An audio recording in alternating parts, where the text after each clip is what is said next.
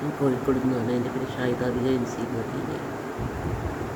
യാത്രകൾ എനിക്കിഷ്ടമാണ്. എൻ്റെ ഡാഡി മിലിറ്ററി ഉള്ളപ്പോൾ ഞാൻ വടക്കേന്ത്യപ്പോൾ താമസിച്ചു. ജനിച്ചത് കാശ്മീരിലാണ്. അപ്പം 7ഓളം വിദേശ രാജ്യങ്ങൾ സന്ദർശിച്ചു. സൗദി, മസ്കത്ത്, ഖത്തർ, പിന്നെ ശ്രീലങ്ക, തായ്ലൻഡ്, ഇന്തോനേഷ്യ, മലേഷ്യ, ഇനിയിപ്പോൾ യൂറോപ്പ് പോകണം. പിന്നെ കുറേ രാജ്യങ്ങൾ 100ഓളം ആണ് വിചാരിച്ചത്.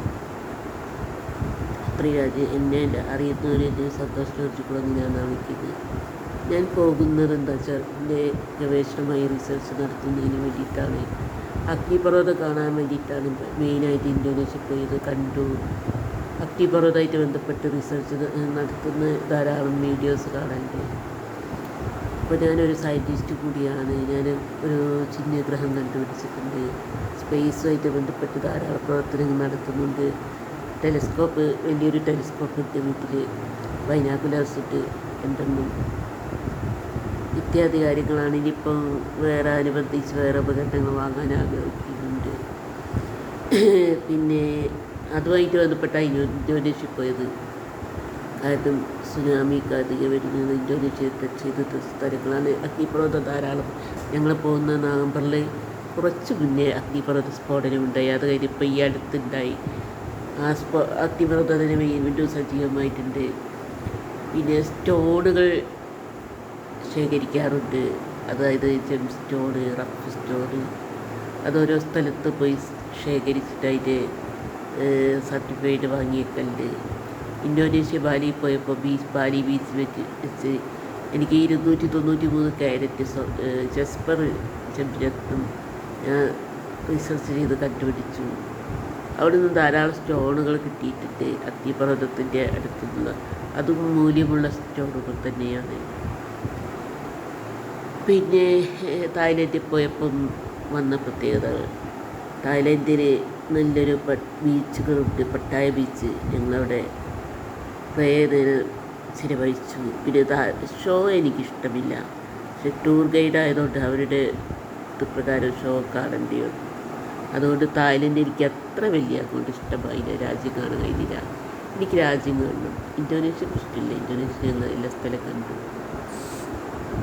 ഇനിയിപ്പോൾ പോകാനുള്ളത് വിയറ്റ്നാം പോകണം. അങ്ങനെ കുറേ രാജ്യങ്ങൾ മനസ്സിൽ വിചാരിച്ചിട്ടുണ്ട്. 27 ആകുമ്പോൾ കുറച്ച് ഫ്രീ ആവും. ആ സമയത്ത് പാസ്പോർട്ട് പുതുക്കിയിട്ടൊന്നും കൂടി പോകണം. യൂറോപ്പിൽ പോയാൽ കാര്യങ്ങൾ എന്താ വെച്ചാൽ ഒരു ഒറ്റ ട്രിപ്പിന് 8ഓളം രാജ്യങ്ങൾ പോകാമെന്നുള്ളത്. പിന്നെ അമേരിക്കയിൽ പോയി സെറ്റിൽ ആകണം. അത് 27 ലക്ഷം നാസയായിട്ട് ബന്ധപ്പെട്ട് നാസയുടെ ഭാരവാഹിയായിട്ട് പ്രവർത്തിക്കണമെന്ന് അതിയായ ആഗ്രഹമുണ്ട്. അതിന് കുറേ ആളുകൾ പറയാൻ പറഞ്ഞിട്ടുണ്ട് കേന്ദ്രത്തിൻ്റെ ലെവലിൽ തന്നെ. കാരണം ഞാൻ അത്രയും സ്പേസായിട്ട് ബന്ധപ്പെട്ട് പ്രവർത്തിക്കുന്ന ടീമാണ്.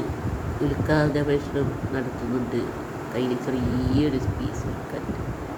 അതുമായിട്ട് ബന്ധപ്പെട്ട് ധാരാളം സമയത്ത് റിസൾട്ട് കിട്ടിയിട്ട് അതിനെ ബേസ് ചെയ്തിട്ടുള്ള റിസർച്ച് നടത്തുന്നുണ്ട്. അങ്ങനെയാണ് ചെറുപ്പം മുതലേ എനിക്ക് സ്പേസായിട്ട് ബന്ധപ്പെട്ട് എൻ്റെ കണ്ണിന് കാഴ്ച പോയത്. സൂര്യഗ്രഹണ സമയത്ത് സൂര്യനെ നേരിട്ട് പോയി നോക്കിയപ്പോൾ ഞാൻ 3 ലക്ഷം രൂപയുടെ ലെൻസ് വെച്ചിട്ടുണ്ട് അമേരിക്കയിൽ വേണ്ടിയിട്ട്. വലിയൊരു സർജറി, പക്ഷേ എപ്പോഴും ശരിയായിട്ടില്ല. സ്റ്റെപ്പ് കയറുമ്പോൾ ഭയങ്കര ബുദ്ധിമുട്ട് അനുഭവപ്പെടുന്നുണ്ട്. അങ്ങനെയുള്ള സിറ്റുവേഷനിലാണ് ഞാനിപ്പോൾ ഉള്ളത്. എങ്കിലും ഞാൻ സ്പേസായിട്ട് എല്ലാവരും ചീത്ത അറിയുന്നത് ടെലിസ്കോപ്പിൽ കൂടി ഇങ്ങനെ നോക്കും. കണ്ണിന് ബുദ്ധിമുട്ടാണ്. ബൈനോക്കുലർ ഇങ്ങനെ ഞാൻ മിക്കവാറും രാത്രി വാന നിരീക്ഷണം നടത്താറുണ്ട്. സ്പേസായിട്ട് ബന്ധപ്പെട്ടുള്ളതുകൊണ്ട് വാന നിരീക്ഷണം മിക്കവാറും നടത്താറുണ്ട്. രാവിലെ ആയാലും ജെം സ്റ്റോണിൻ്റെ പിന്നാലെ. അങ്ങനെയാണ് എൻ്റെ ഓരോ ദിവസവും കഴിയുന്നത്. യാത്രകൾ എന്ന് എനിക്കരാമാണ്. ഒരു 2 പ്രാവശ്യം ഒരു ചെറിയ അപകടം സംഭവിച്ചു. എമർജൻസിയിലായി ലാൻഡിങ് വന്നു. പിന്നെ ആകാശച്ചൂരിൽപ്പെട്ട് പൂനെയിൽ നിന്ന് ചെന്നൈ കാലിക്കറ്റ് വരുമ്പോൾ ആകാശച്ചൂര് വെച്ച് ഫ്ലൈറ്റിൽ ഭയങ്കര പ്രശ്നം വന്നു. ഞാനിരുന്ന് ഭാഗമൊക്കെ ചെരിഞ്ഞ് കുലുക്കി. ഞാൻ പേടിച്ചതിനെ വിളിച്ചു. 2 പ്രാവശ്യം പ്രശ്നം വന്നിട്ടുണ്ട്. വേറെ ഒന്നും എല്ലാ യാത്രകളൊക്കെ കഴിക്കും. അങ്ങനെയെല്ലാമാണ് എൻ്റെ ജീവിതം കഴിയുന്നത്. കഴിയുകയെന്ന് പറഞ്ഞാൽ ജീവിതം യാത്രയും മറ്റുള്ള തിരക്കും അങ്ങനെ മുന്നോട്ട് പോകുന്നു. 27 കഴിഞ്ഞാൽ ഞാൻ ഫ്രീ ആവും. അപ്പോൾ കൂടുതൽ യാത്രകളിലേക്ക്, കൂടുതൽ രാജ്യങ്ങളിലേക്ക്, കൂടുതൽ റിസർച്ചിലേക്ക് ഞാൻ പോകാനാണ് വിചാരിച്ചത്. ഇത്രയുമാണ് ഞാനിന്ന് എത്തി എന്ന കഥാപാത്രം. എൻ്റെ ഡാഡിയായിരുന്നു എൻ്റെ ഏറ്റവും വലിയ ഫ്രണ്ട്. എൻ്റെ കാര്യങ്ങളൊക്കെ ഡാഡി മരിച്ചത് 25 വർഷം. പിന്നെ മമ്മി മരിച്ച്, അനിയൻ സൂയിസൈഡ്, അനിയൻ ഫുട്ബോൾ പ്ലെയറായി സന്തോഷ് ട്രോഫിയുടെ വെയിറ്റിംഗ് ലിസ്റ്റ് വന്നിരുന്നു. പെട്ടെന്ന് മാനസികമായ അസുഖം വന്നു, ആത്മഹത്യ ചെയ്തു. ഒരു ഫാഷൻ ഡിസൈനിങ് മോഡൽ ചെയ്തു. പിന്നെ ബൈക്ക് സ്റ്റണ്ട് നടത്തിയിരുന്നു. പിന്നെ ആൽബത്തിൽ അഭിനയിച്ചു. അങ്ങനെ ഫുട്ബോൾ സന്തോഷ് ട്രോഫിയിൽ ഞാൻ വിചാരിച്ചു ലിസ്റ്റിൽ വെയിറ്റിംഗ് ലിസ്റ്റ് ഉണ്ടായതുകൊണ്ട് തീർച്ചയായിട്ടും കിട്ടുമായിരുന്നു. പക്ഷേ കരിയർ ഇല്ലാതായിപ്പോയി.